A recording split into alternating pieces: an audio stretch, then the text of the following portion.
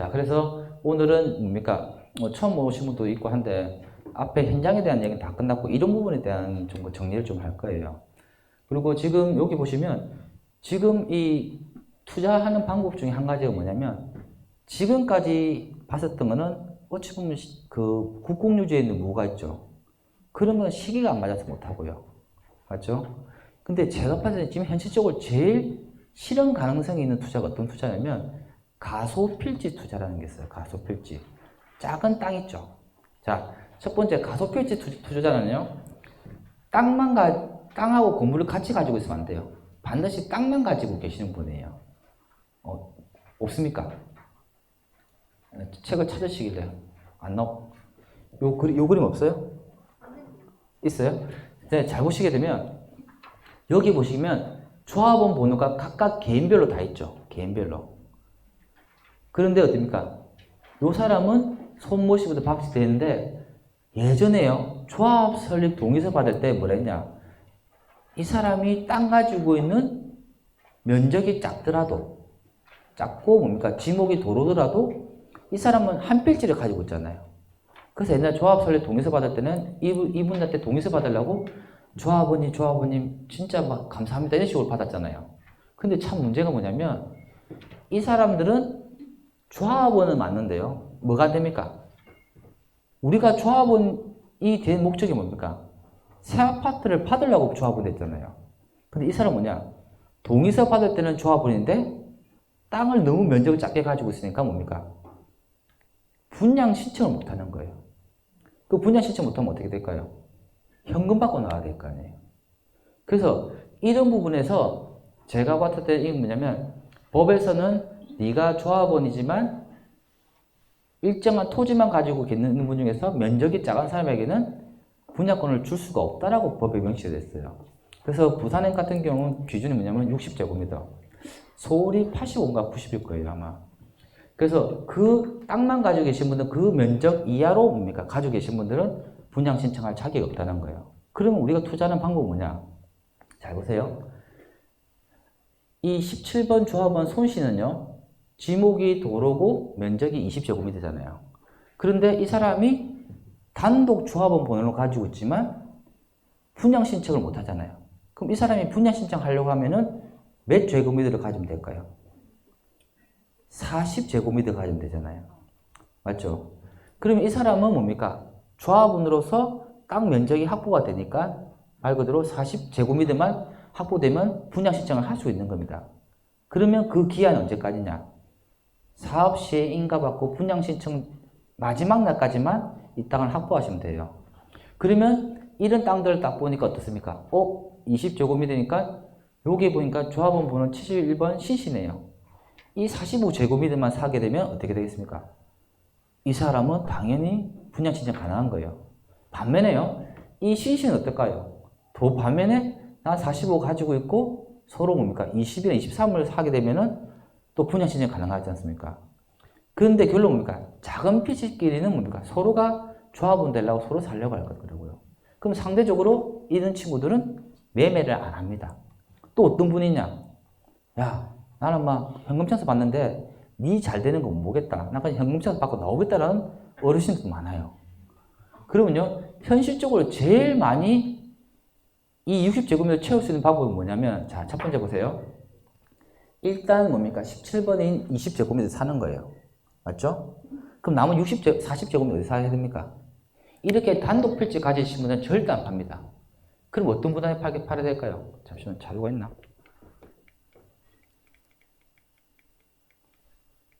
아하, 없네. 자, 보시게 되면, 이거 되겠다.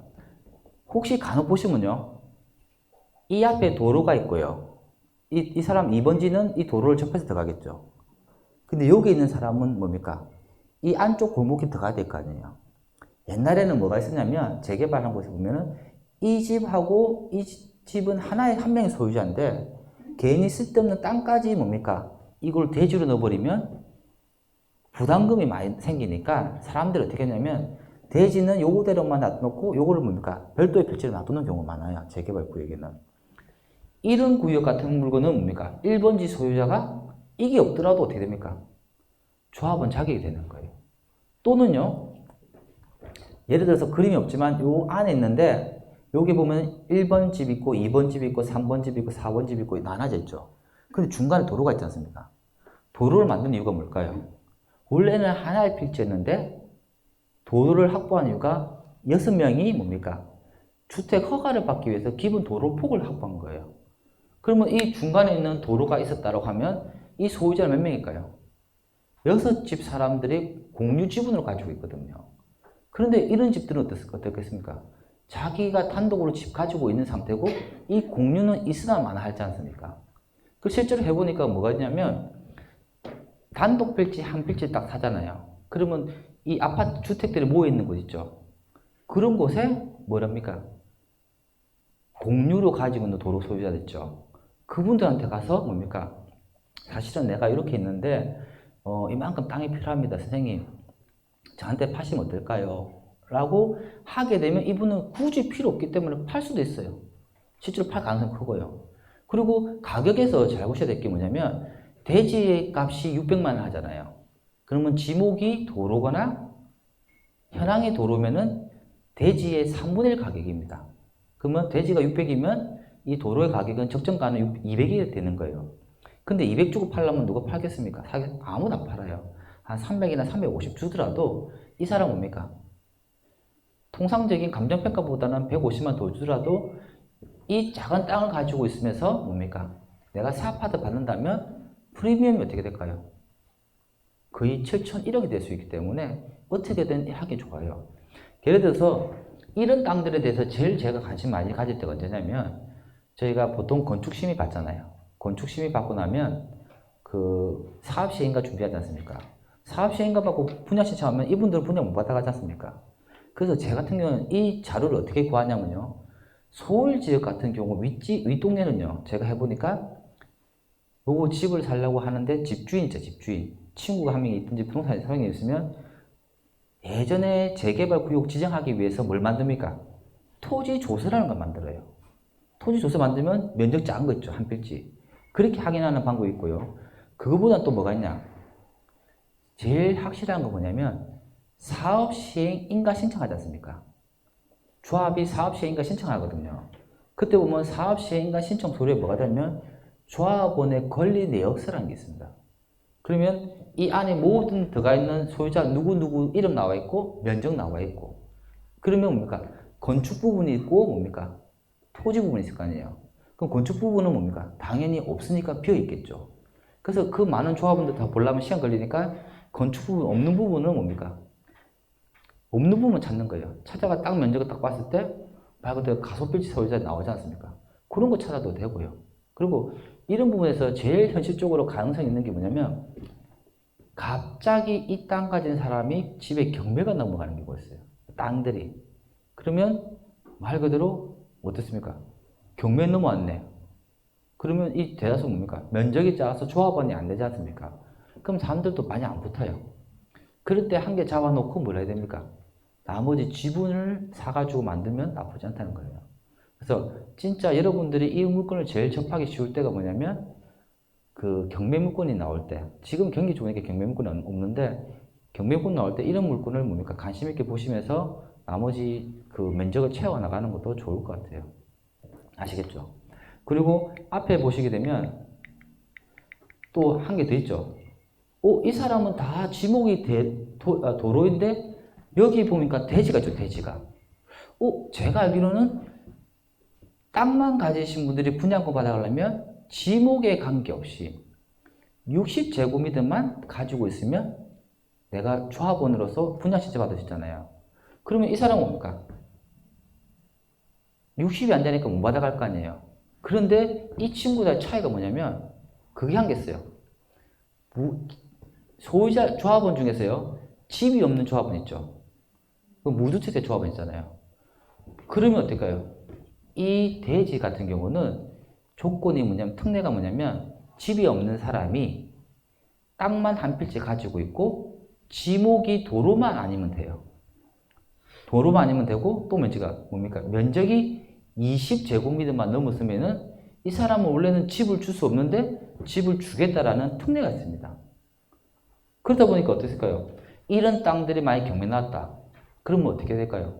내가 가족이 부모가 이런 땅을 사버리면 집이 있기 때문에 현금 청산받아야 되잖아요.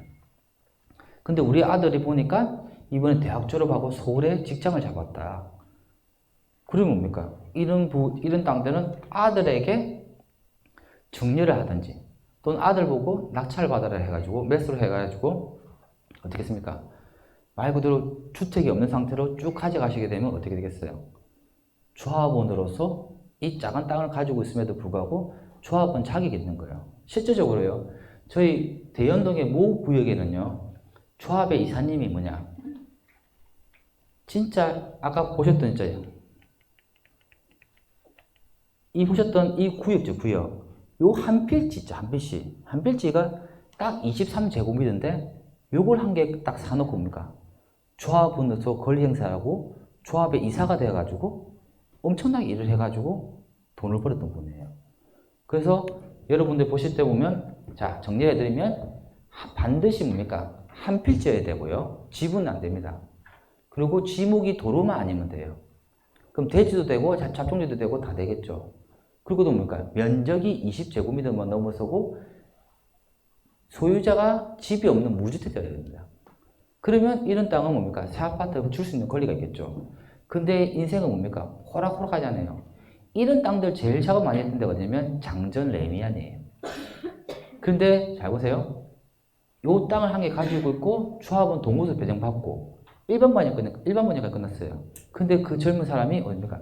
부동산에 눈 뜨기 시작하면서 다른 데 강의했다가 전주에 갭 투자를 들어갔어요. 그럼 어떻게 됩니까? 정부는 모르겠지라 생각하지만 딱 정확히 조합에 한 달 뒤에 통지가 옵니다. 금융결제원에서. 이 사람은 집을 취득해서 조합원 자격이 없습니다라고 딱 날라오는 거예요. 그래서 반드시 이런 물건은 뭡니까? 소유자도 집을 입주 때까지는 가지고 있으면 안 되고 새로 사시는 분도 뭡니까? 무주택자여야 되는 거죠. 아시겠죠? 그렇게 해야 되고 여러분들 이런 비슷한 사례가 또 있는 게 뭐냐면 대연 7구역에 저희 현장에서 했던 있었는데 조합원님이 잘 가지고 있다가 피값이 거의 1억 5천을 갔어요. 그래서 이분 기분 좋아했는데 술을 친구가 그냥 먹다 보니까 이 친구가 돈이 급한 거예요. 그래서 1억 5천에 뭡니까? 팔라고 내놨는데 그래도 뭡니까? 얘기하다 보니까 뭡니까? 한 2, 3천만 깎아준 거예요. 네가 사면 내가 한 3천만 깎아줄게. 대신 빨리 현금 줘라고 하잖아요. 그래서 제가 생각해 보니까 재개발은 한 조합원이면 하나밖에 안 된다는데 그래서 머리에 딱 썼죠. 아하, 내 이름으로 되어 있는 집이지만 내 집사람으로 뭡니까? 명의를 돌려놓으면 모르겠지라고 된 거예요. 부부는요 한 세대잖아요. 그리고 뭡니까? 이혼 절차를 밟고 있지 않는 이상은 뭡니까? 전입을 따로 하더라도 한 세대예요. 그러다 보니까 뭡니까? 머리를 써서 집사람을 딴 데로 전입시켜 놓고 이거 딴 사람인 것처럼 한 거예요. 그런데 그 현장도 어떻게 되냐? 띵동 하고 날라오죠. 이 사람이 집을 한 개 취득해서 한 세대가 두 개를 가지고 있습니다. 요걸 정리하십시오 된 거예요. 그러니까 어떻게 합니까? 저희가 그 공문을 받게 되면은 말 그대로 이 사람은 뭡니까? 조합원 자기 한 개 날라가는 거예요. 그래서 저희가 어떻게 했냐면 그 공문 받고 난 뒤에 그 사람 불러서 다른 사람으로 이름을 해라. 우리 구청에 신고를 안 하겠다고 해서 각각 그 뭡니까? 뒤에 뭡니까? 지동서를 날리면서 그 집을 다른 데로 옮긴 사례가 있습니다. 그래서 이 부분에 대한 좀 설명이 어려울 수 있는데 여러분들 입력하게 되면 이런 땅들이 많아요. 이런 땅들은 뭡니까? 우리가 그 자리에서 뭘 보냐? 네이버에 있는 거라든지 무슨 어플로 보는 게 아니고요. 저는 이런 거보다 제일 많이 보는 게 뭐냐면 토지 이용 계획 확인원이었어요. 토지 이용 계획. 인터넷 보면 그걸 봐야지 정확하게 이 공부상 지목, 면적 다 나와 있습니다. 여러분들이 어플 보는 습관이 있는데 특히 재개발 관련되고 소규모 정부 사업할 때는 반드시 보셔야 될 게 토지 이용 계획 확인으로 확인해 보시는 게 제일 정확하다는 겁니다. 아시겠죠?